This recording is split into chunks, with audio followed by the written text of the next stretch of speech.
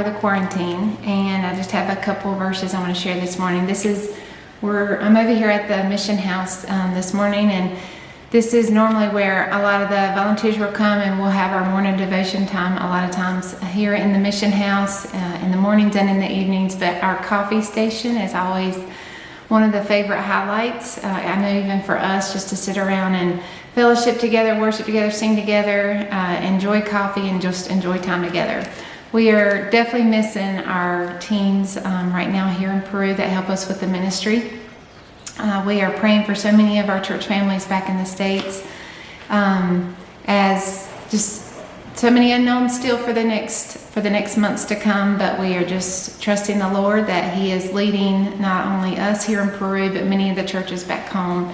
But there's a couple of verses. Last night I woke up and just really woke up praying, like thinking about all that's going on. And sometimes I do that, just the fear of the unknowns and thinking about situations and the what ifs. And I really started praying in particular for certain people. And a lot of times I do that whenever I have my quiet time. I just close my eyes and okay, Lord, put 3 people on my heart right now and who you want me to pray for. And it never fails. Immediately 3 people will come to my mind, and it's always interesting to see that after the fact, those people came to my mind, I think, for a reason. Maybe they're going through something, or maybe they've just recently reached out, or somehow or another we get connected, and it's just always amazing to see how the Lord kind of works that out. But this verse is in Romans 8:26, and it says, "Likewise, the Spirit helps us in our weakness, for we do not know what to pray as we ought, but the Spirit Himself intercedes for us with groanings too deep for words." And it's just a wonderful reminder that a lot of times whenever we don't even know what to pray for, and we might not know things, the specific things, He does, and the Spirit intercedes for us and is praying. And that verse brought just a lot of comfort. As I tried to go back to sleep last night, just thinking about so many different things, I just finally said, Lord, you know exactly what I need to be praying for right now. Okay guys, I just found a humongous spider out here. Come check this out. Hold on, let me.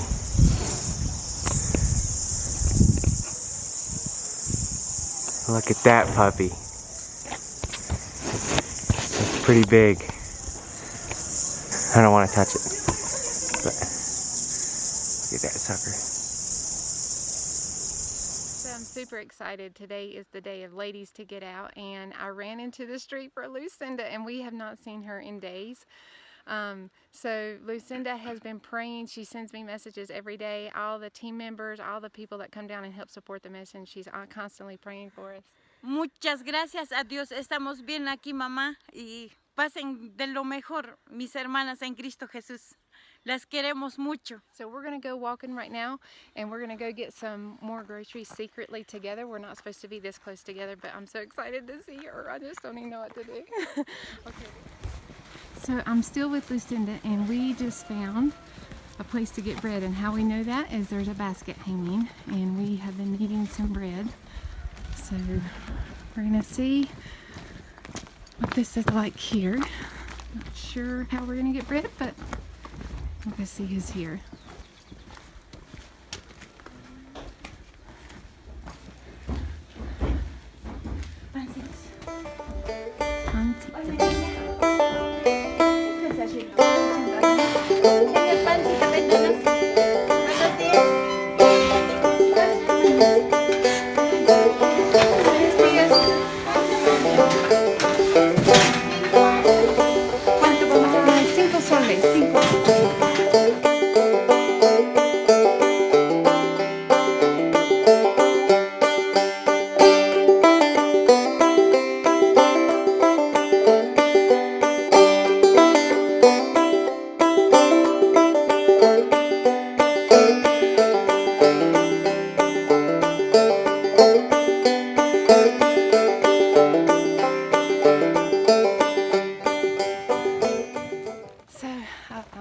Groceries, and this is a workout.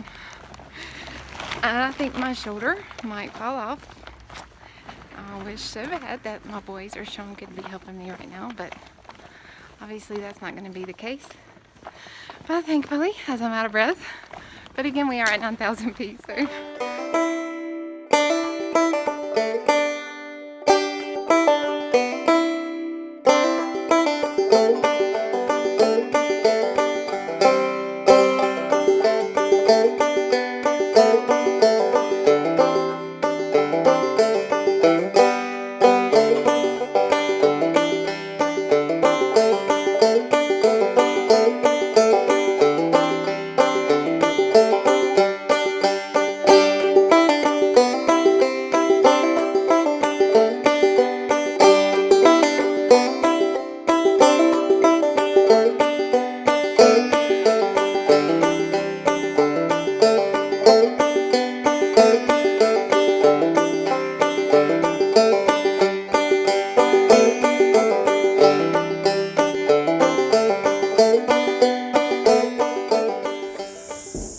Hey guys, it's Saturday, April 4th again. Glad to see you back. Just a quick update about the way that our week's gone. Remember me talking about the borders being closed, we can't go out in our vehicles. They've limited us to, they started a curfew. First it was 8 o'clock, then it went to 6, now it's at 4. And then yesterday even designated that there's certain days, Monday, Wednesday, Friday, that men can go outside. And then Tuesday, Thursday, and Saturdays, women can go out, and this is only to buy groceries or to do essential things. No kids on the street. So anyway, the idea is that we are, our space is getting smaller and smaller and limited, but we know that you guys are also feeling the effects of that. And so because of that, in the house, 8 people, there's a little conflict that goes on throughout the week as we just have to share a small space. And so as I was thinking about you guys and maybe what to share with you, if you remember, if you tuned in last week, you might have heard me say that I am taking a online class. It's in counseling, and one of the things that I learned this week I wanted to share with you. One, because I thought it'd be pretty helpful. As I have conflict in my house, I'm assuming that you probably have a little bit of conflict popping up in your house. And so what I'd like to talk about today is real quick, just a couple brief minutes, is conflict resolution. So what is that? Well, obviously we want to resolve the conflict that we're in our relationships. And so to do that, I needed to find 2 words. The first is criticism. So what is criticism? Well, I'm going to read the definition here. It says, when one person looks to blame another person for his or her own annoyances and disappointments, and then attacks that person's character in the process. So criticism is pretty harsh. It's attacking the person and not only the action that's annoying them. And then the other word is a complaint. And so in a complaint, we mainly just address the action that's annoying us. Okay, so there's 2 different ways to approach a situation when there's conflict in our house or in our life. Now this can apply to any relationship that we're in, but we're going to talk about mainly what's going on in our houses right now. So let me give you a personal example. I remember as I grew up, my dad would run around the house like a madman and complain constantly to me and my brother that we would never turn off lights. He got so frustrated with us because we would run around, or we would just leave the house and leave all the lights on in the house. And so that just annoyed him to no end. And so interestingly enough, as I've grown into an adult and a father myself, I have become just like him. And so here I am running around the house like a madman, screaming at my kids and my wife that they don't care about turning the lights off. And it's really annoying to me. It's really frustrating. I don't know why. It's just something that really annoys me. And so there's 2 ways I can handle this. One is with a complaint, and the second is with criticism. So let's see how those work out differently. So the first, let's say, is a criticism. So I could run through the house and I could yell at everyone saying, you guys are the laziest people in the world. You don't care anything about the fact that I have to pay the electric bill, and you guys are just so lazy. Okay, that's a criticism. Now, what have I done? Well, by saying that they're lazy, I've kind of attacked their personalities. I've made it seem in that sense like it's something they can't fix, right? And ultimately what that does is it drives a wedge in between our relationship. Okay, it doesn't bring us closer. A complaint, on the other hand, would be something like, guys, please help me to turn off the lights, okay? Because it's important to me. Now, sometimes I also use words like, you never turn off the lights, or you're the laziest person in the world, okay? And so some of this kind of language is not quite accurate, but I think in our emotion, in our reaction and trying to argue our point, we like to use hyperbole to make a point. But in a sense, it's not fair to them, okay? Because they sometimes turn off the lights. So to say never is inaccurate and unfair. So this is important for us because ultimately we're looking to resolve the conflict in our house. We have to remember that these are people that we love. Maybe at some point, as you're fighting the emotion of frustration, you don't remember that you love your wife or your spouse. But I promise you, one day in the past, you said I do, and you plan on committing the rest of your life to this person because you love them. All right? So in the moment, we have to remember that. Same thing with our kids. We love them, but as we're frustrated, we have to find a way to love them through that. And so this is important. One, because as we're finding ourselves locked up in our houses, I think this is a real practical need for us. But the second is because Easter is coming up this next weekend, and we cannot find any better example of conflict resolution than what Jesus did on the cross. Think about it. As his children, as the people that he loved dearly would rebel, in that moment sent him to the cross, beat him, and ultimately sent him to his death, he could not help but to give his life for them as a ransom. He loves us so much that he would not let our actions control his reaction. And so that's what we have to do as we find ourselves in these situations.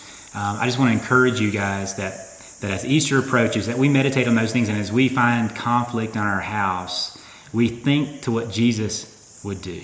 What has he done for us? He loves us and has done the ultimate conflict resolution in our lives. He's brought us to him. He has not pushed us away from him because of our actions, of our sinful nature. And so I hope you guys find a little bit of help in this and encouragement. Hang in there. I know the next 2 weeks are going to be tough, I've heard. I know that we're expecting the same thing here, but we can do this together, guys. Love you guys.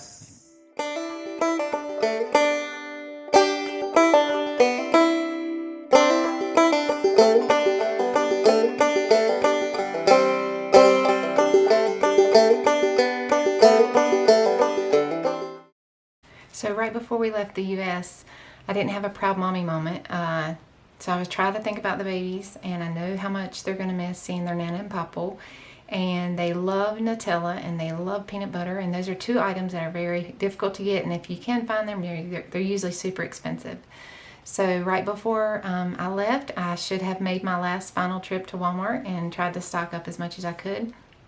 But then I also thought, well, we have teams that are coming down. Mountain Road Baptist was getting ready to come down, and I know so many of our good friends would have helped out by bringing some of the extra supplies that we couldn't get down for this trip. So needless to say, we have really been running tight, and this past week ran out of the Nutella. And I remember praying like, oh goodness, Lord, how could I have done this again? Like not only losing the passport, but then also not having the Nutella.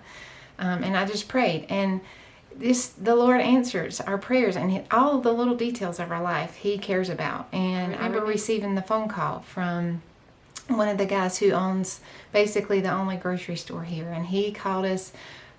He's able to go to Cusco to get some of the supplies, and he says, hey, I'm in Cusco, do you need anything? And I remember trying to explain to him, like, I wish so bad you could find Nutella. And he said, you know, there's not Nutella, but there's something else. So I just want to share it. I don't know what this is, but this is Bell's, and it's obviously some other brand.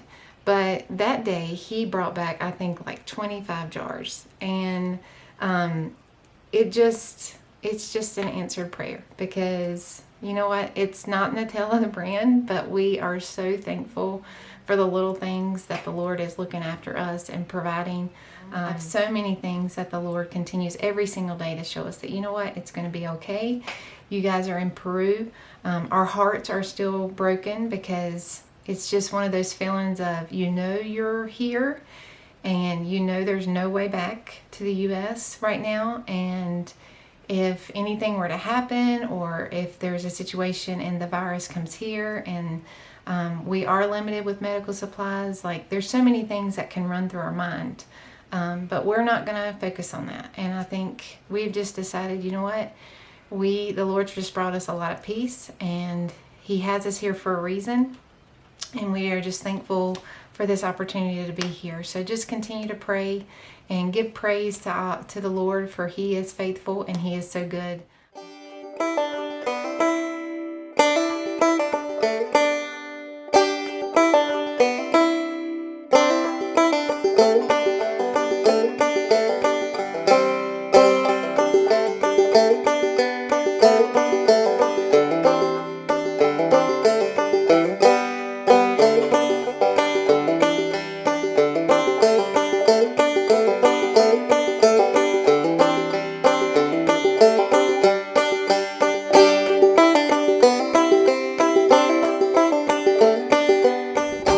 Today's day 32 of the quarantine, and it is also Good Friday, which we love, and we're going to celebrate. This is such a special weekend. Kids are going a little crazy. Sailor made him do a backflip. He can't handle it.